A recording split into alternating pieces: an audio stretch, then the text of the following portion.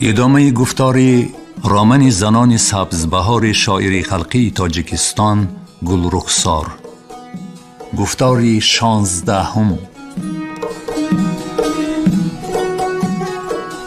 رئیس جماعت زیر نگاه کنجکاو حاضران با پنجه های ناگیرا جوار را کشاد. اولین چیزی که به دست دستیار افتاد تاقی خوشدخت کوهستانی بود.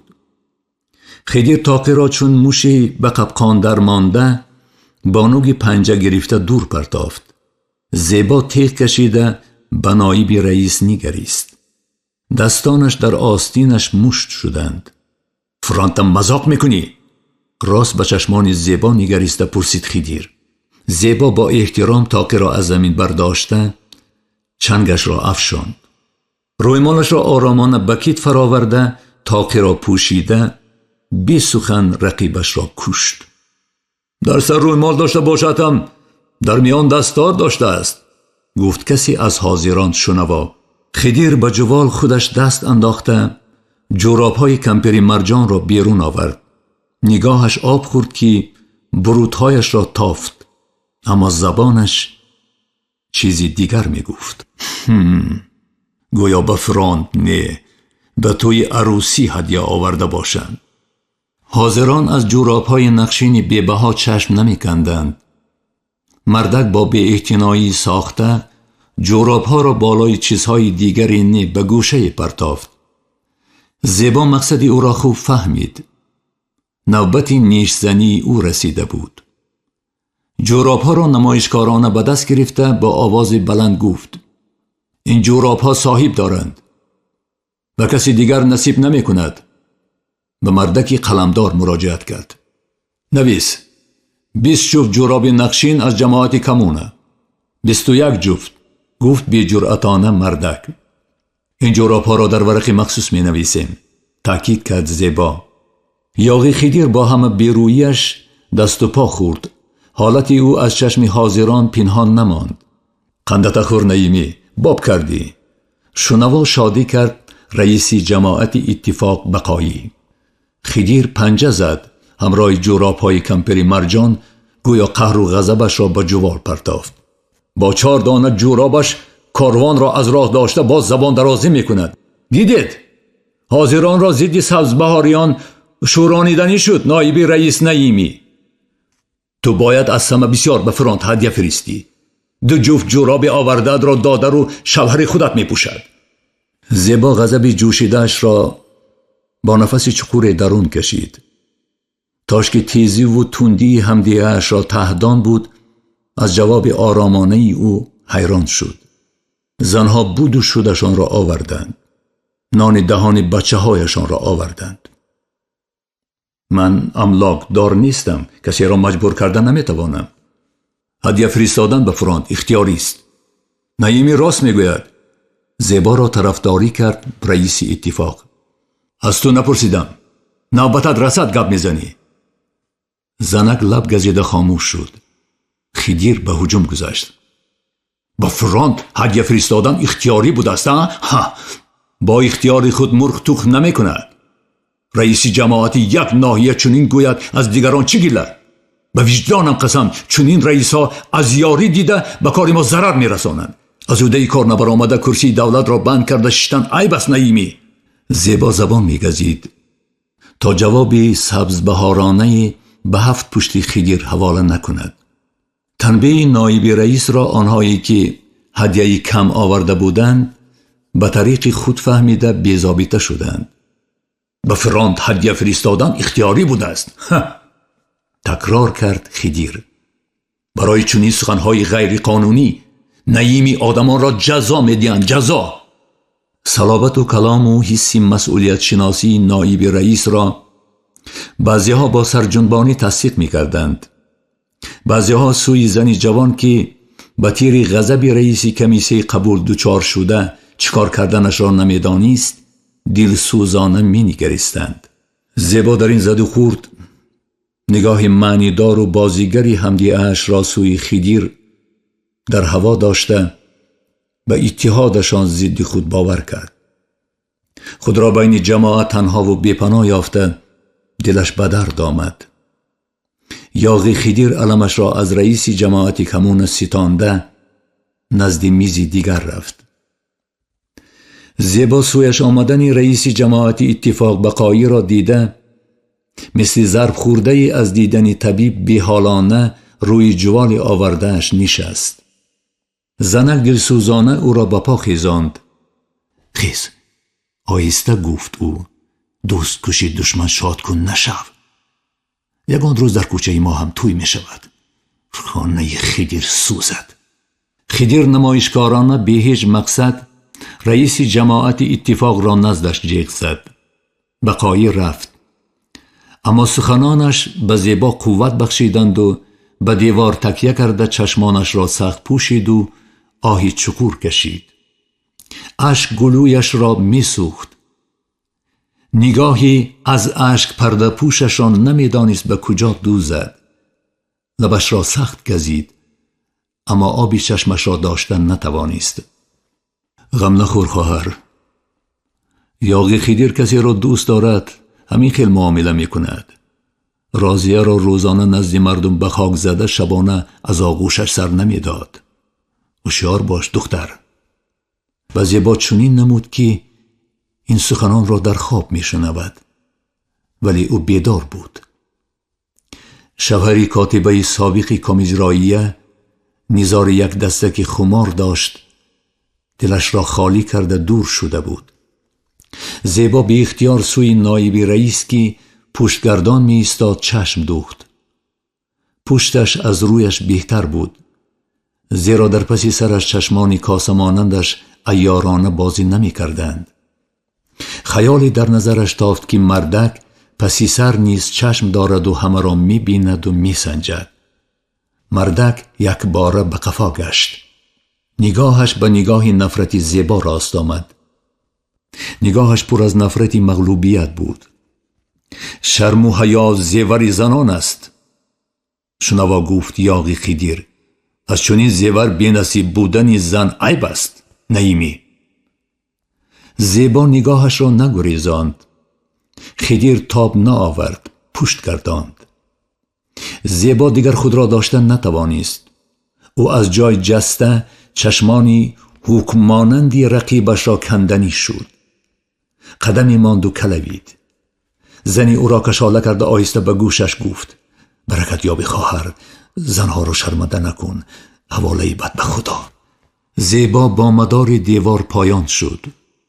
او وقتی به خود آمد که جوالهای آخرین را بالای عرابه ها بار می کردند. از دور تاش را نزد عرابه خوشحال دید.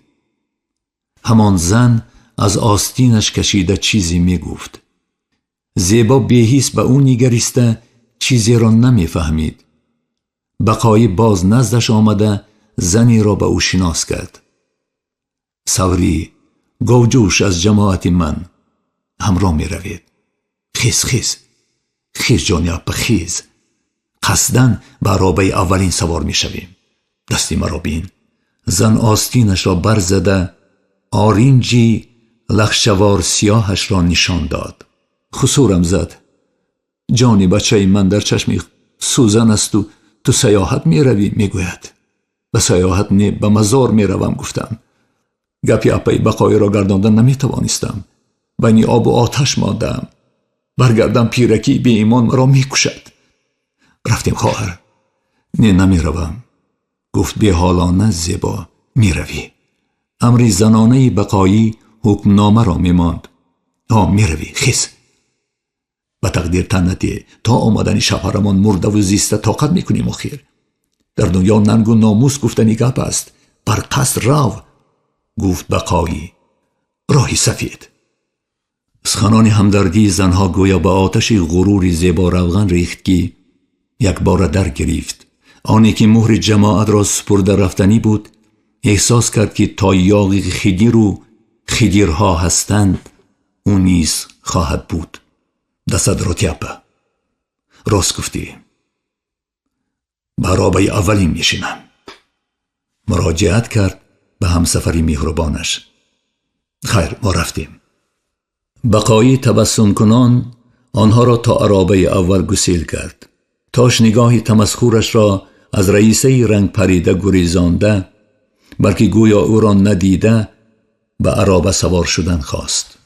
چی گفتی؟ به جای من می روی؟ به مردکی خاموش مراجعت کرد زیبا. پاچه های پاجامه پاره پاره‌اش را ناعیان با دامن جامه‌اش پیچانیده. همراهش حیران به او نگریست. کی گفت که من به استالین آباد نمی روم؟ تو و جوره فاسق دانسته باشید تا دختری نعیمی سبز بهاری زنده است، جایش را یگان خر یک گوش گرفته نمی تواند. تا چیزی جواب گفت، زیبا نشنید. رئیسی کامیجرایی تبسم کنان سویش می آمد. شمس عیسی که به گسیل کاروان آمده بود، سبب نرفتن رئیسی کمون را دانستنی شد، اما جواب قناعت بخش نشنید. خودش با زیبا گفتگو کردنی شده او را سراغ کرد. به من گفتند که شما میل رفتن ندارید. سببش کرایی است رئیسه؟ تبسم کنان پرسید شمس عیسی. سبب نرفتن من دیگر اهمیت ندارد رئیس. میروم، البته میروم، گفت زیبا با چشمان درخشان و پراشک خود را به جامه‌اش پیچانده. انا این گپی دیگر راه سفید. رئیس خرسند شد. زیبا به عرابه اولین سوار شده، از چی باشد بی اختیار بر روی رئیس جوان که هنوز در جایش می ایستاد نگریست. نگاهشان به هم آمد. صدای بی صدای در فضای تیرمایی سرد پیچید، اما آن را کسی نشنید. کاروان چنگی راه را خیزانده سوی استالین آباد روان شد. عرابه های پربار آهسته راه می کشیدند. از بس که راه قلعه دشت را برف پوشیده بود و رفتنش فرصت می خواست، کاروانی پنبچی در آبی گرم ایست کرد. بابی دلی زیبا شد. هرچه زودتر به دیه برگشتنش عین مدعا بود. هم به مادر هم به رئیس بیمار وعده داده بود که از ریان بر می گردد. غروری سبزبهاریش او را به این سفری دور و دراز که خیریت خود از خود کوتاه شد مجبور کرد. قبول هدیه ها وقت زیادی را نگرفت. نمایندگان پایتخت با کاروان آمدن 2 نفر زن را مخصوص قید کرده در حقشان سخنهای دلگرم کننده گفتند. به قول گاوجوش زنی ساده، رئیسشان عینک که داشت، لباس فرسوده و کفش های دریده آنها را در حال دید. از نام کمیسریت به زنها 1 کرتواری چید، 1 جفتی کلوش، 2 صابون، 2 کلقند تقدیم کردند. زنهای دیرباز پزمان مهربانی را این لطف سخت متاثیر کرد. چیزهای دادهشان را کشیده نمی گیرند. همش برای خودمان یا برای کلانها؟ پرسید زنی ساده به بخت شاهانه‌اش باور نکرده. هیچ کس کشیده نمی گیرد. او را آرام کرد زیبا. تا دم دادن اسبها زنها اجازت خواسته در جستجوی چشمه شفا شدند. گاوجوش زن که بار اول از آستانه خانه‌اش به دنیای کشاد قدم مانده بود، آستین همراهش را سر نداده بی ایست گپ می زد. کرای لط خوردن استالین آباد را ندیدم. 100 حیف. جنگ تمام شود خودم تو را به تماشای استالین آباد می برم. وعده داد زیبا که نظر به همراهش خود را دنیا دیده می حسابید. خدا دولت و ثروت دهد، نمی پرسد بچه کیستی. آستینی ورمیدهش را نمایشکارانه جنبانده گفت زنک. کلوشت را پوش اپه، زمین خنک است.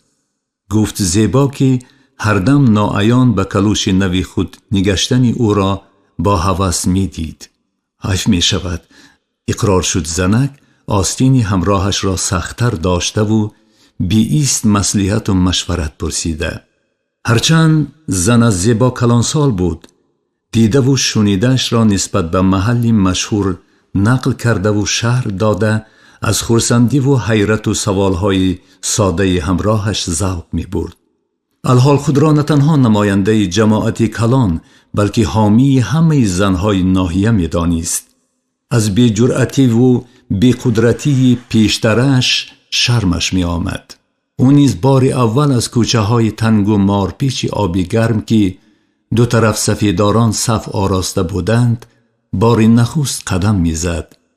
اما خود را چنان می نمود که گویا عمری ساکن این محل باشد.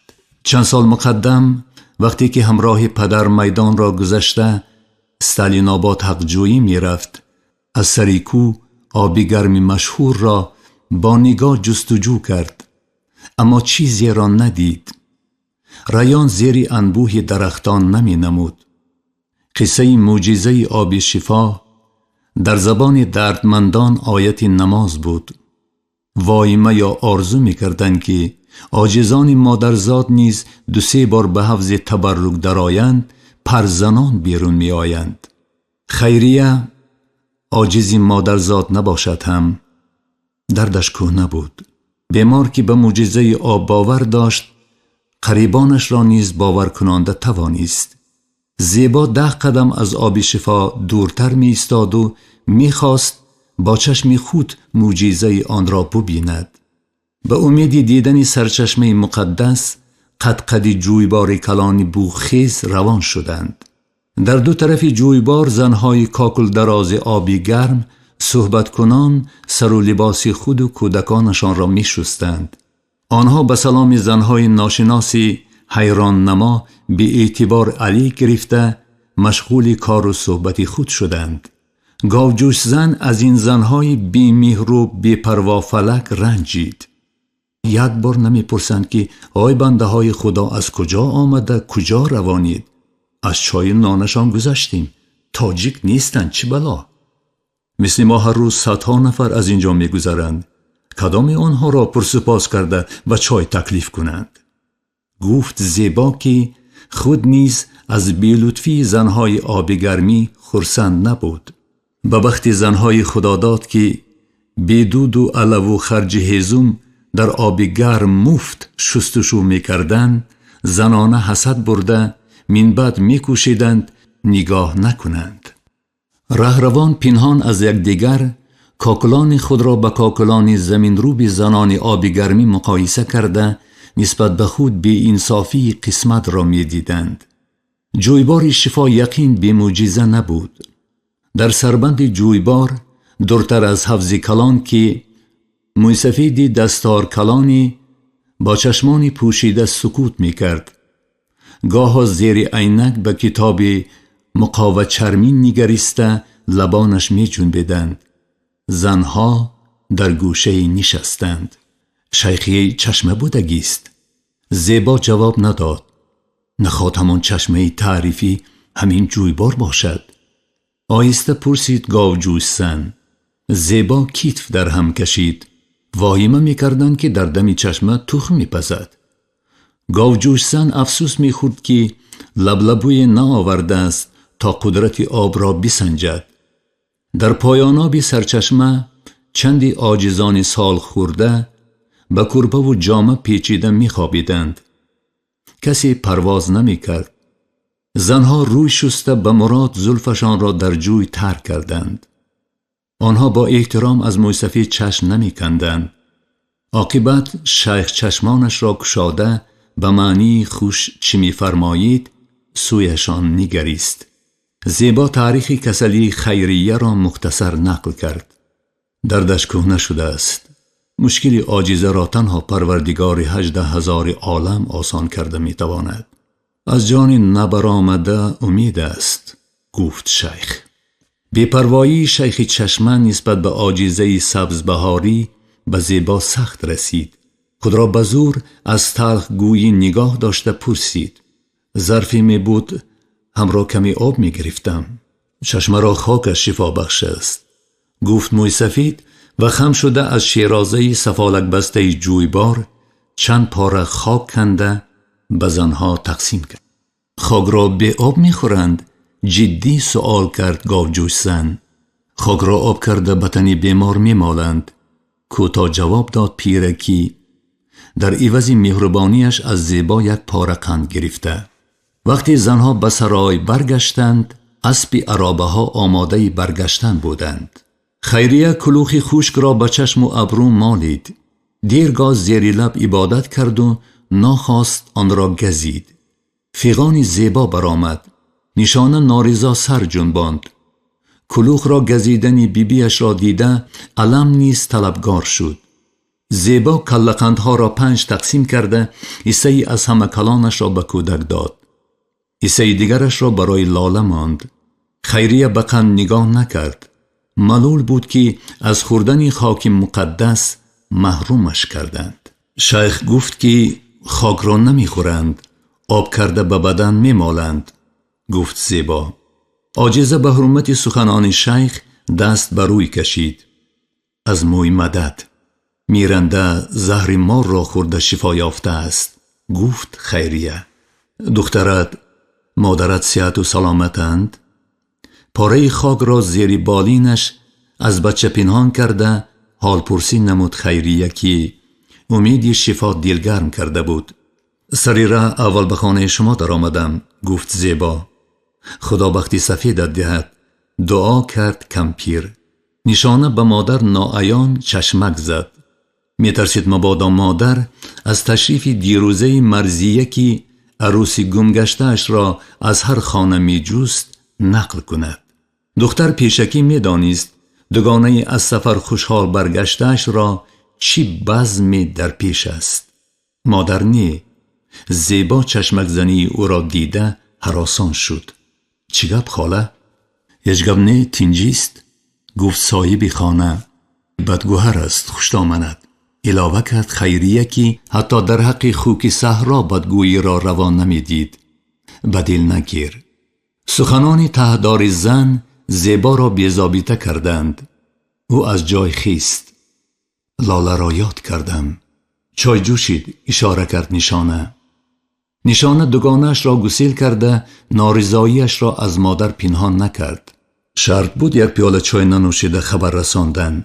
بین حتی قندش را نخورده رفت. زبانم را خدا گیرد. عذر خواهی کرد مادر.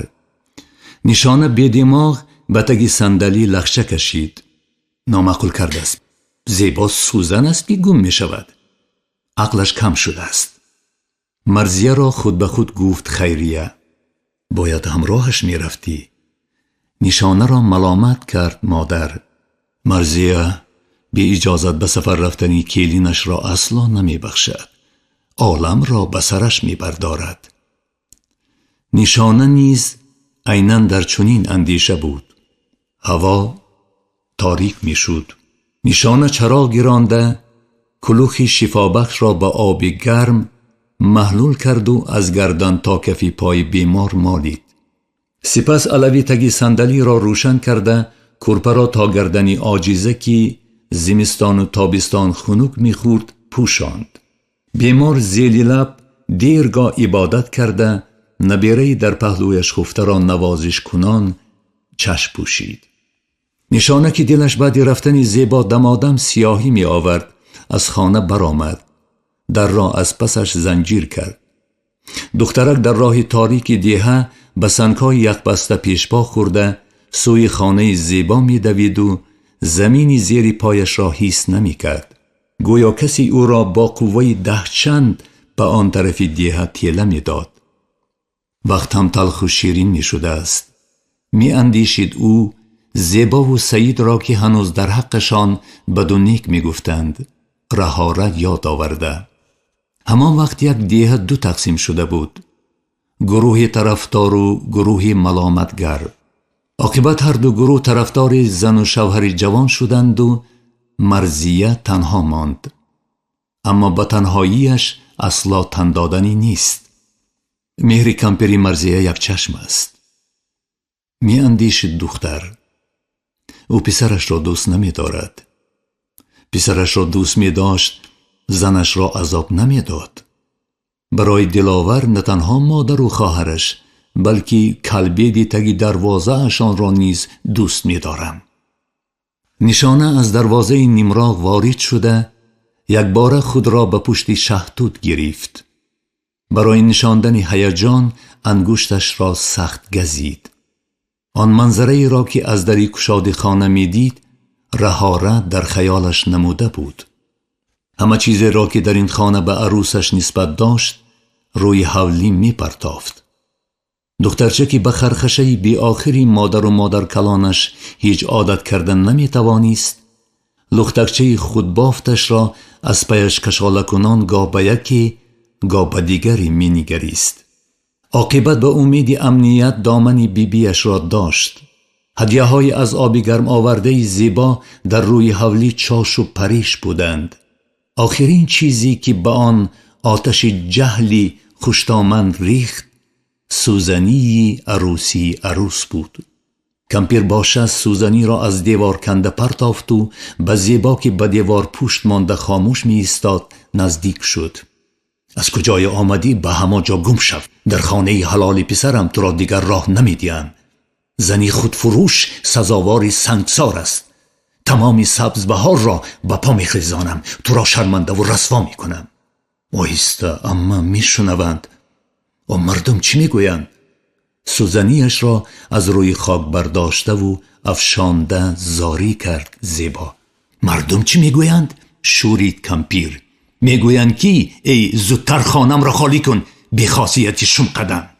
از خانه خودم به هیچ کجا نمی روم، گفت زیبا. از خانه خودت؟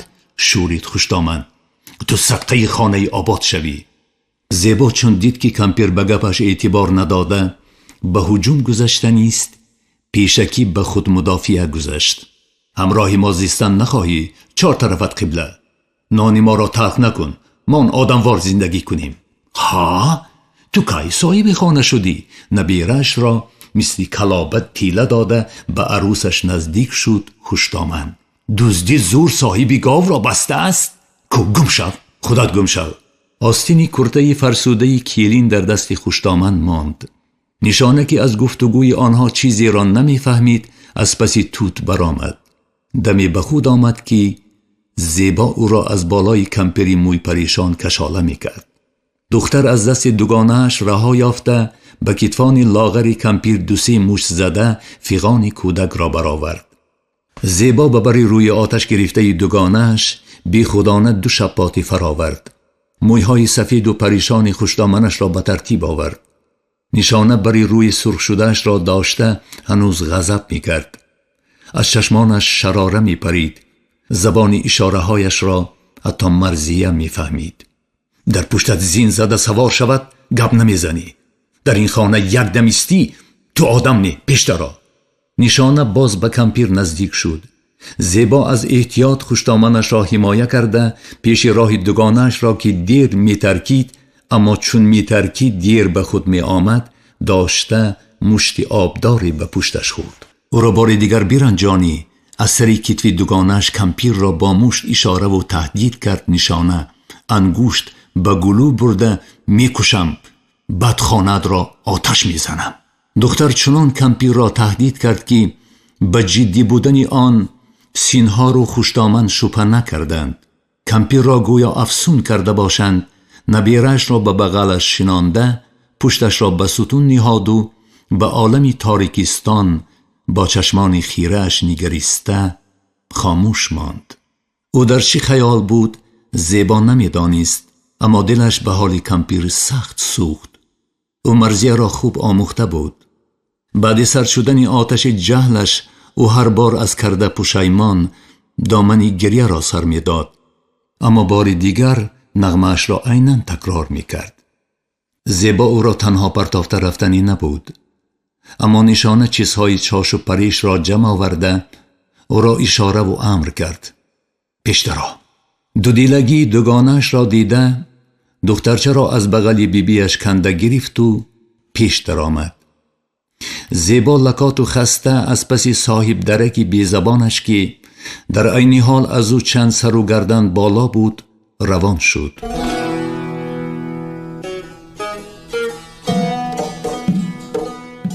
انجام گفتاری 16 رامن زنان سبزبهاری شاعری خلقی تاجیکستان گلرخسار.